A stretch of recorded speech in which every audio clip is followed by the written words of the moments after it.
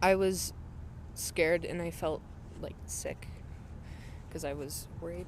2 students are wounded and the juvenile suspect is dead after a shooting at a Denver area high school yesterday. The sheriff's office says the gunman opened fire with a revolver. I know these people. This video shows terrified students fleeing the scene and ringing a doorbell at a nearby home. Keep running! Others describe being inside Evergreen High School when the shooting began. There was a message over the intercom, and they basically just said that they were going into lockdown. Police say first responders reached the scene within 2 minutes and were in contact with the suspect about 3 minutes later. In total, officials say more than 100 members of law enforcement swarmed the school. So grateful for the really brave staff here in Jefferson County and at Evergreen, and so grateful for first responders. Colorado Representative Jeff Hurd says he's heartbroken as a father of 5.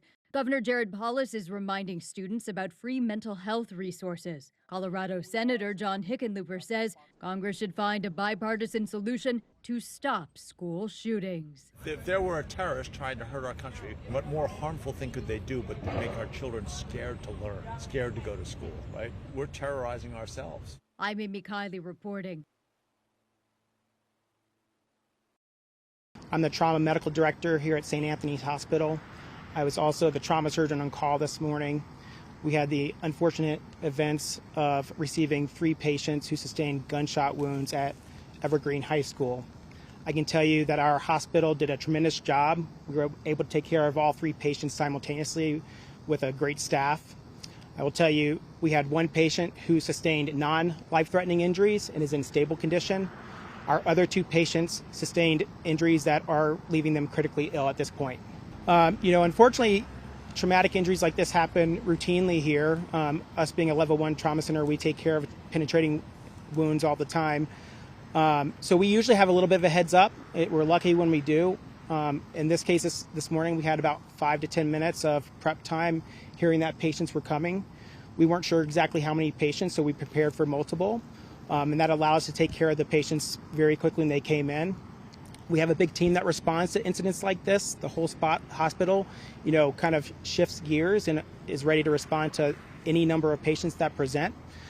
So we have a great ED staff, a great trauma team, lots of providers who show up and are ready to take care of patients as soon as they arrive. In this case, we received 3 patients kind of simultaneously in order, a few minutes apart, and we had a team that was prepped and ready to go. The weapon used today was a handgun, a revolver handgun. We did determine that we have multiple scenes at the school. We have some scenes inside the school where some shootings occurred, and then outside the school as well.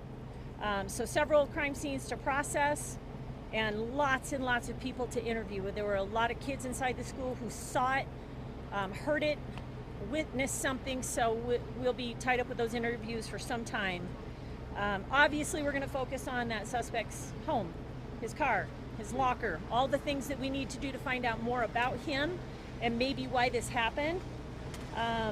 We were asked a question about explosives, and there's no reason so far for us to believe that there's anything related to explosives involved in this. Any writings that might be out there, anything on social media, we just don't know those things yet. Reunification went, I don't know if it went really well. It was bumpy because we had kids running in every direction, to the library, to the substation, to a couple different schools. Once we got that organized, we're down to about 20-25 students left in reunification. So if you are a parent who's still not been united with your child, we want you to do that.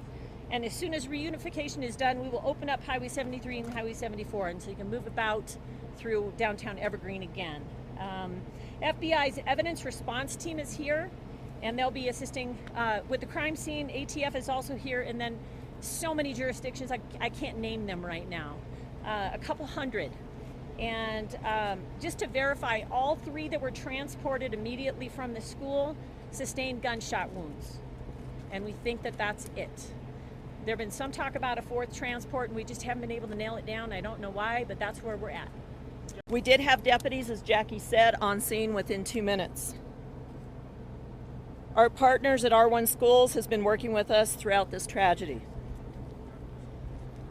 We had a metro-wide response.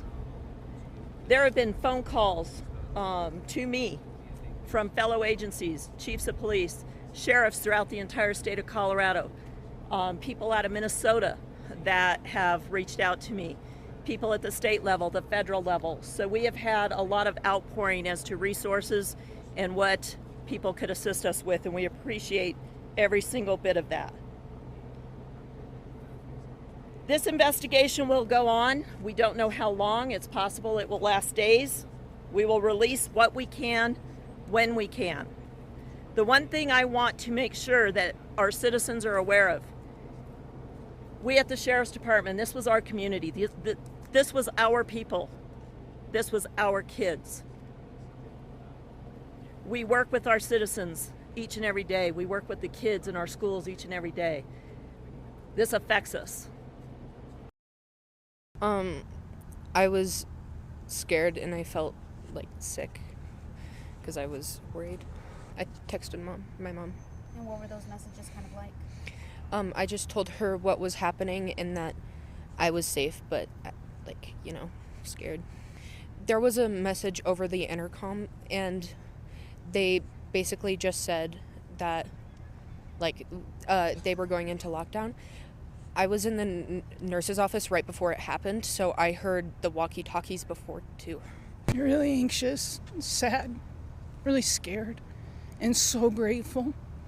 So grateful for the really brave staff here in Jefferson County and at Evergreen, and so grateful for first responders.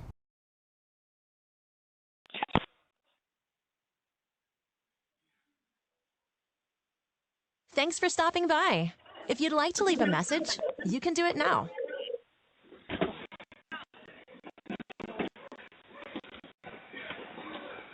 Yo, ring the doorbell. Oh, Jimmy, please! I know these people. Hey! Keep running! Oh.